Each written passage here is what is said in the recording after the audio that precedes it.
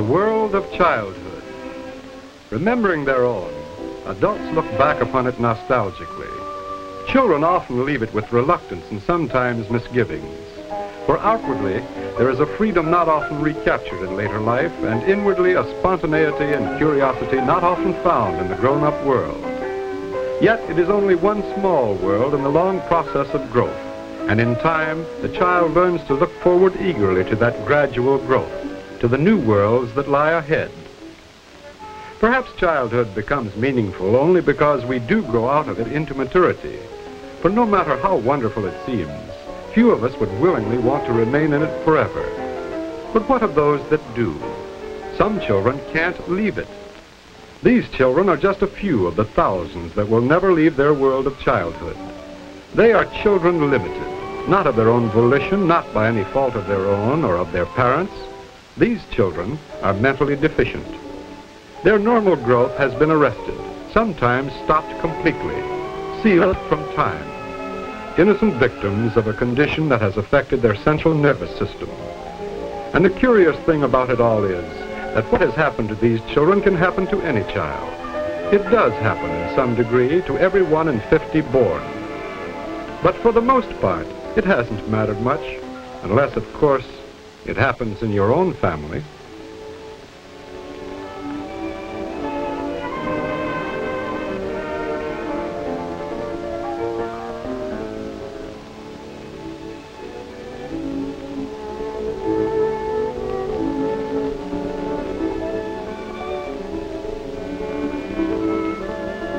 And then perhaps like this mother, you visit a children's clinic, hoping that your suspicions are groundless.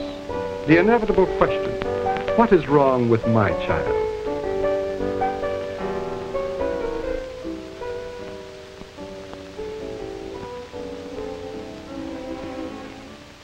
And the only sensible answer, let's examine her.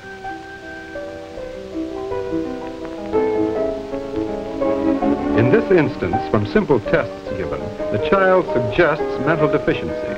Although capable of playing with other children, the child illustrates a behavior that deviates enough from normal response and behavior to suggest an arrested mental growth.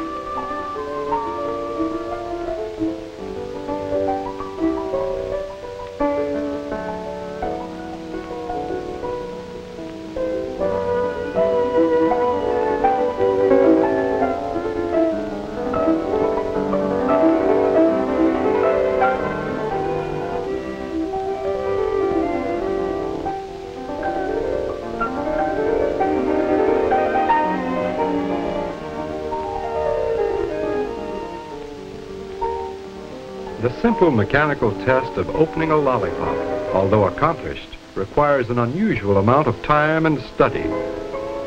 More detailed examinations prove the mother's first suspicions. The child is mentally deficient.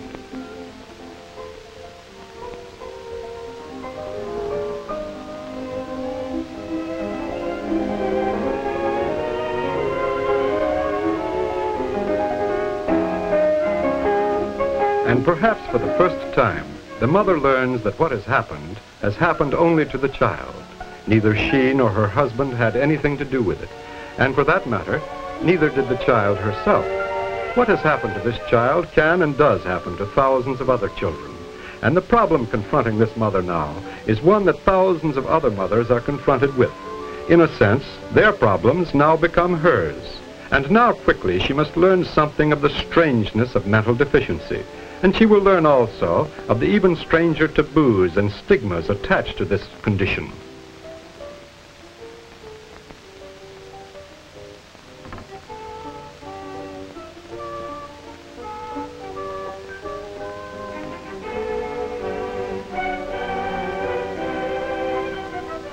This little girl, for instance, has never been out of bed for the 6 years of her life, completely without response. Although committed to a school, she has not been accepted. There simply isn't room. So the problem for the time being is one for the parents to solve. And the problem is not just this little girl. In many cases, the neighbors refuse to let their children play with the brothers and sisters of mentally deficient children. Because of the ignorance of otherwise well-meaning people, a normal growing boy may be subjected to what amounts to medieval superstition and primitive taboos in a 20th century community, as if he were the carrier of a dread communicable disease.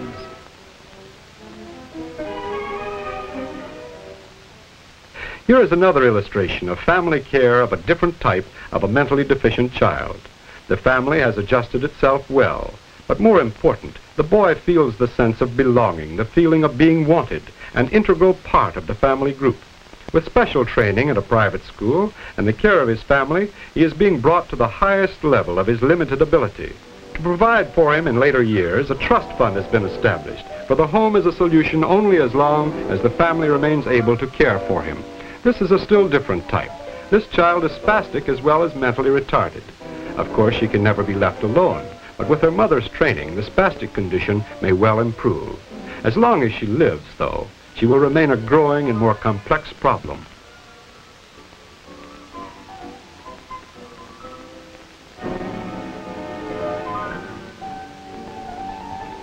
In this household, the mother has provided a pleasant home for her mentally deficient child. She has, in addition, taken in another child of the same type to care for, giving to both of the girls a sense of security and belonging that separately they might never have known. These children are short-lived, and their mental age seldom, if ever, rises above that of the 11-year-old. In most instances, it is closer to the 3- or 5-year level.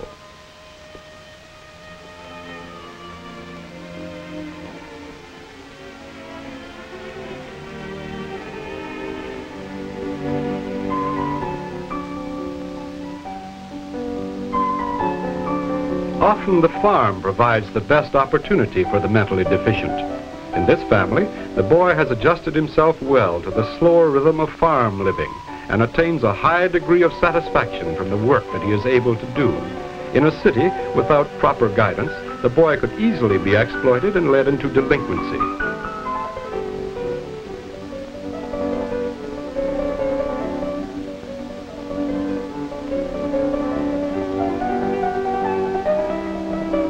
In this family, the mentally deficient child enjoys the companionship and understanding of his 2 normal brothers. It is an excellent example of the good effect that normal people can have upon the mentally deficient child when understanding and education replace the superstition that surrounds this condition. But adequate though the home may be for some children, the home as such cannot and should not assume the responsibility for the training of the thousands of children that each year enter into the strange and limited world of the mentally deficient. Schools designed especially for the guidance and training of the mentally deficient child is the most effective solution to this problem. For the problem basically is not a personal one. It belongs to the community, the state, indeed to the nation itself.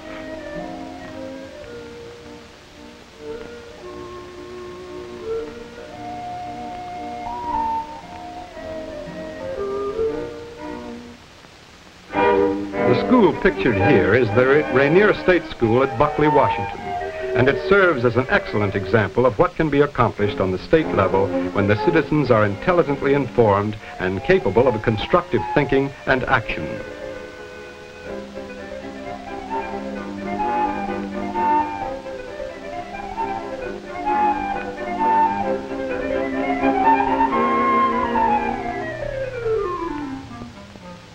The boys and girls have their own dormitories and classrooms, and in their daily activities and studies suggest from all outward appearance the daily living of normal students in a private school.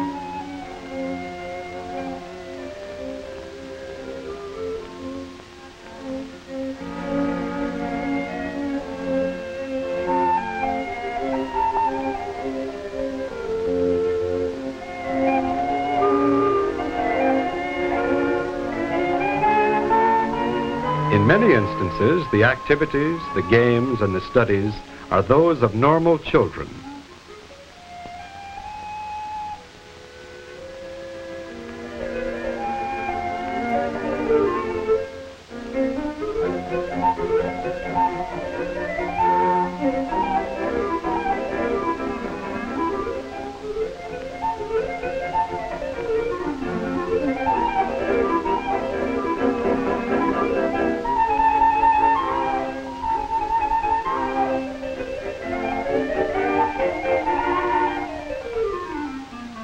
The rhythm of life is slower because the mentally deficient child lives basically in a world of slow motions, responses, and perceptions.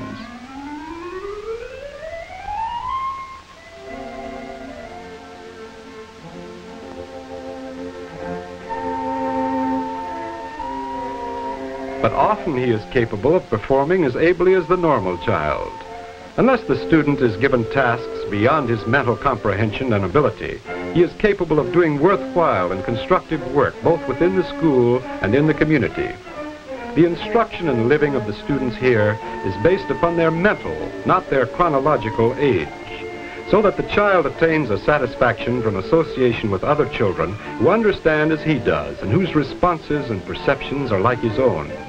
He is relieved of that frustration the mentally deficient children so often experience when they are forced to associate with normal children or with those whose mental abilities are greater than their own. There are dormitories and nurseries within the school for children of lower mental ability, but always the child is grouped among his mental equals. Here in the younger boys' dormitory, the daily activity is somewhat slower because the response and comprehension are. Here can be, as in all normal boys, the wonder and the curiosity of children. The strange ticking of a wristwatch.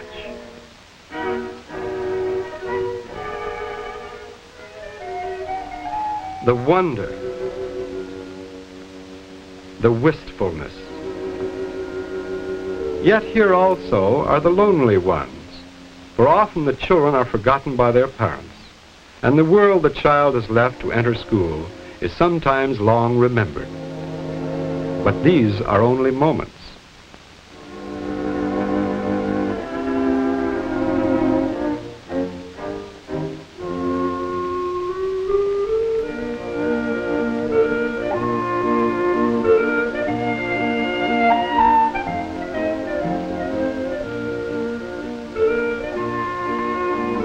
On a still lower level, the nursery, children for whom instruction consists primarily of constant care.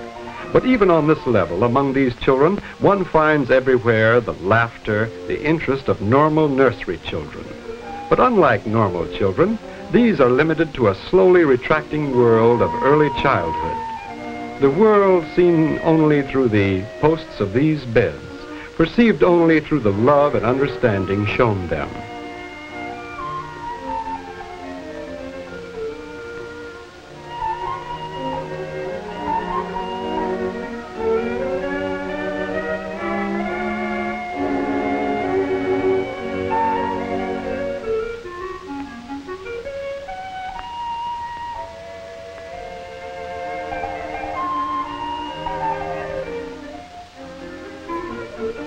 Even on the infant level, constant care and attention are afforded from birth on.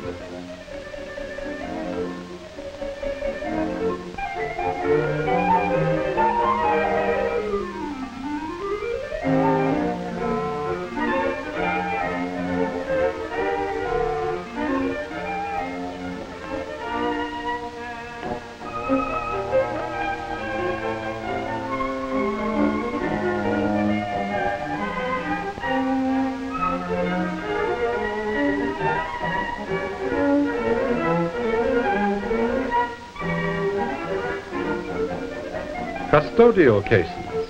The layman's conception of the mentally deficient is that of a custodial patient, but these account for only 10% of the 1,200 children in school.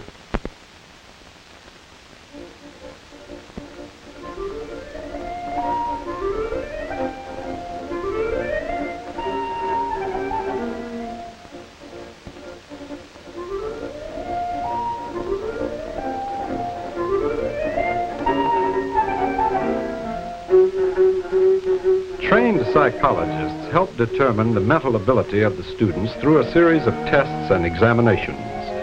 Such tests not only enable the school to determine the type of instruction and guidance necessary for the student, they also aid in determining whether or not the student is capable of performing tasks and duties outside of the school. For with the proper instruction and help, many students are capable of going back into society to live and work as other children. And it is this purpose for which the better schools are designed. For a state school whose teachers and staff members spend most of their time in custodial work ceases to be a school, but only an institution designed to relieve various homes and communities of the so-called problem of having mentally deficient children.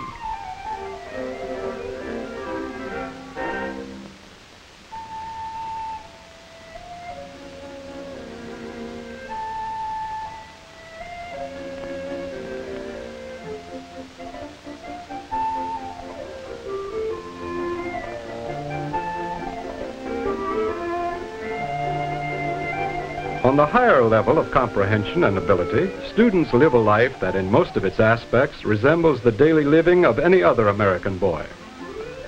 There is the gymnasium, an American institution in itself.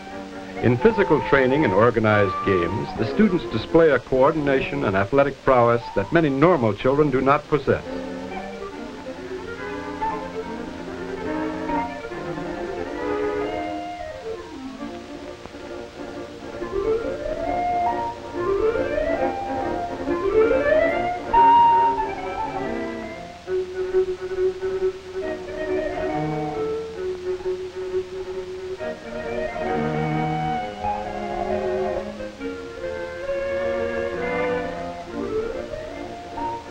The boys' rhythm band for the middle grade child, therapeutic as well as educational. Although many of these boys will not be able to leave the school without daily guidance, they enjoy here a program of training and recreation that makes their life as satisfying and creative as possible.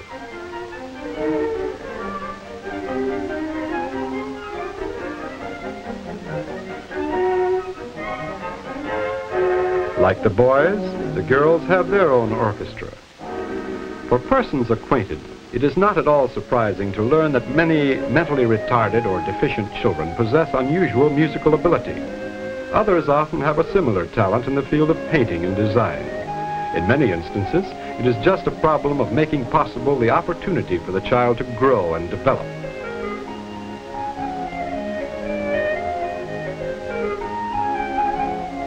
For the more capable children, there is an extensive program of academic, industrial, and farm training. There is daily classroom instruction. Students are taught the technique of weaving and sewing. And through such constructive training, their ability and talents are utilized and developed.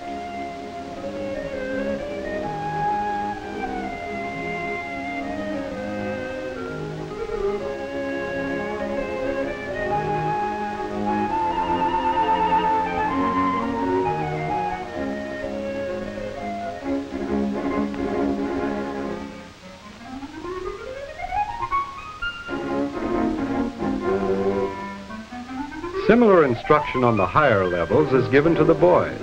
Here they are taught constructive skills that help create the feeling of accomplishment, the personal security of achievement. Removed from association with normal children, they are free from the abnormal competition of normal living. Among themselves, and with adequate and well-trained teachers and physicians to guide them, they adapt themselves easily to an environment in which they themselves can become the frame of reference. Their accomplishments and performances measured within that frame of references.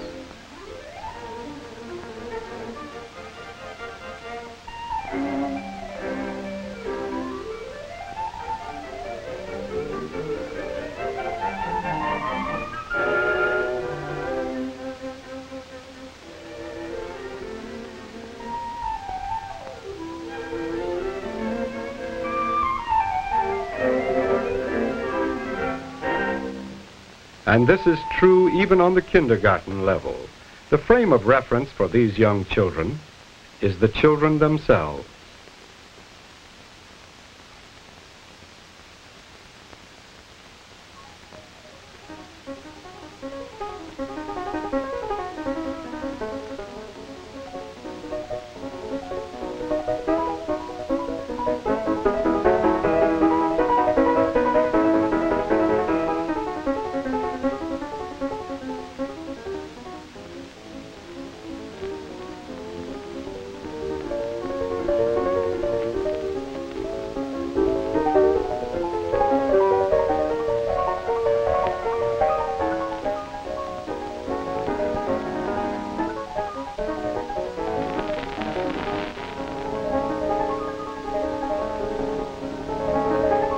Again, on the higher level, the students work in fields of activity best suited to their mobility and comprehension.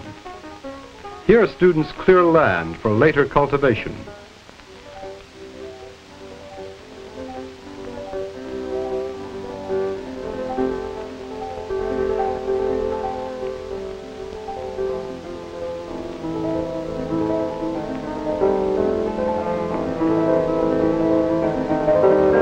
Trained supervision is important, for if too much is demanded, little will be accomplished in production and much damage will be inflicted upon the children. In addition to logging, farming offers an excellent opportunity of the utilization of the ability of mentally retarded and deficient children. The rhythm of labor is slower, and the tasks of production are simple enough for the boy to comprehend, and in comprehending, he knows the further joy of accomplishment.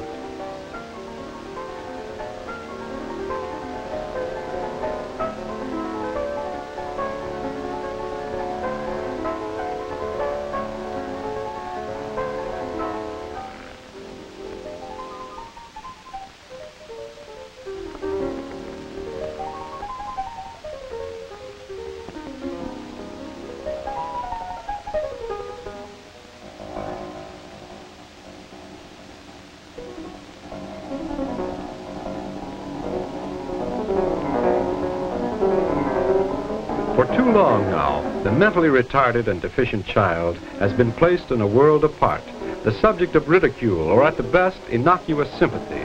Once they are recognized for what they are and what they can do, and not derided for what they are not and what they cannot do, they are capable of making a worthwhile contribution to their communities and to their country.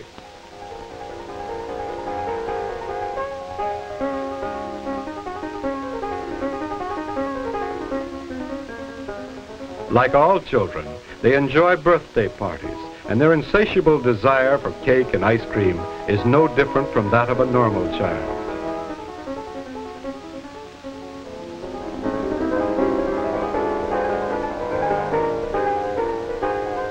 And a rodeo offers as much enjoyment and excitement to them as it would to any child.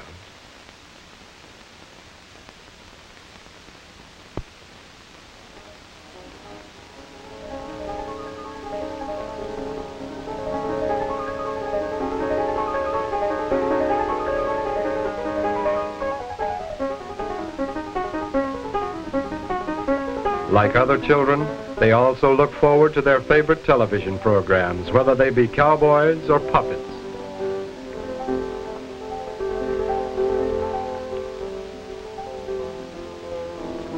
At the Lakeland Village School in eastern Washington, as the students enjoy their summer camp activities, it would be difficult for the observer to notice any appreciable difference between these mentally deficient children and normal children. Occasionally their bodies are weak or twisted. More often they're strong and supple. The basic difference lies in their inability to mature intellectually. In most other respects, the differences are of a degree, for they are capable of sensitive feelings, strong attachments, and deep love. Their inability to control, repress, and inhibit their feelings sets them apart from normal children and makes it difficult for them sometimes to comprehend the world of which they are a part.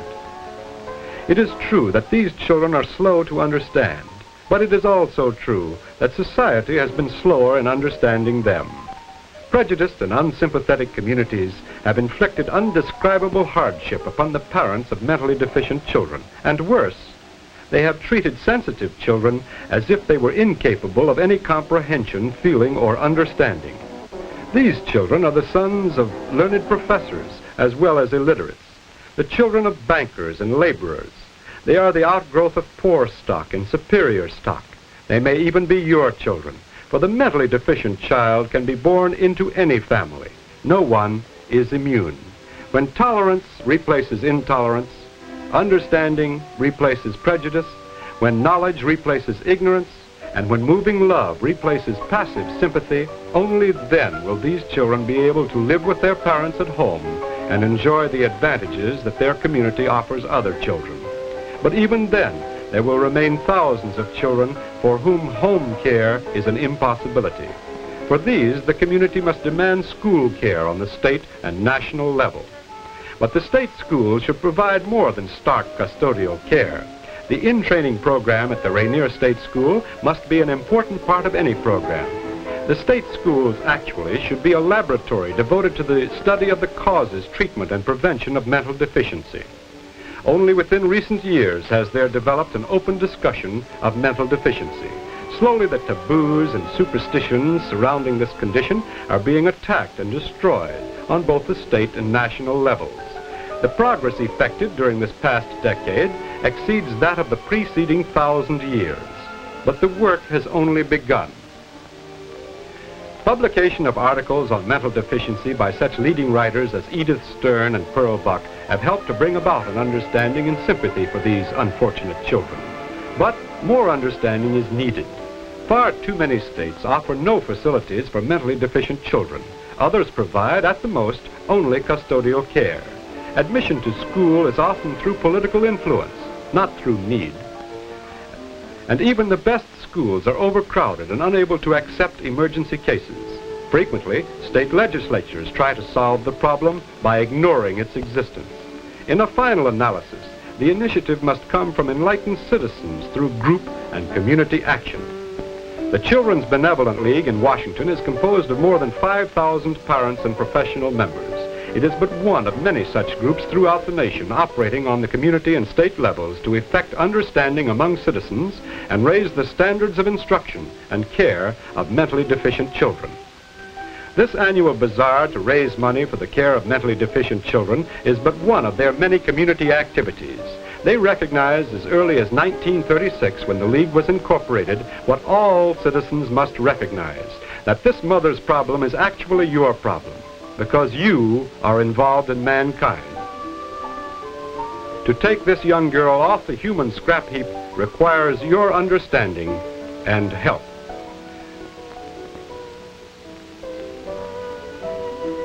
The world you help create for her will broaden her own limited world of childhood. Children limited should not be children forgotten.